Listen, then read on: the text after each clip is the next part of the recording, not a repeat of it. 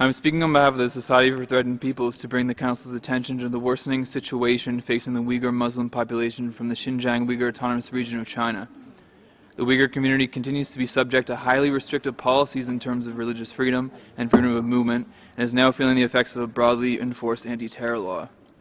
As it stands today, the only legal religious practice that remains for Uyghurs is for those over the age of 18, and only within state-sanctioned mosques, upwards of 5,000 of which have been reportedly demolished by the government since July 2016.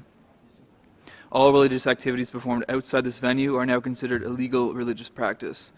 In addition, police ordered the passports of all residents in the region to be confiscated by early 2017 with no legitimate justification. The regional government has previously taken steps to severely limit mobility rights by adding police roadblocks throughout the region and by expanding surveillance architecture. An incredibly broad and widely condemned anti-terror law was passed in December 2015, and we are now witnessing its effects. As noted by the Special Rapporteur on the promotion of human rights while countering terrorism, the protection of human rights must be central to any constructive counter-terror strategy. Effective counter-terror strategies and the protection of human rights are not conflicting goals, but complementary and mutually reinforcing. We have unfortunately seen recent efforts that conflict with this important objective.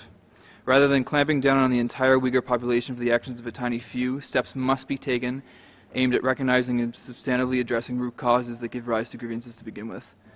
Cumulatively, these policies already add to a climate ripe with intimidation, fear, resentment, and insecurity. Thank you.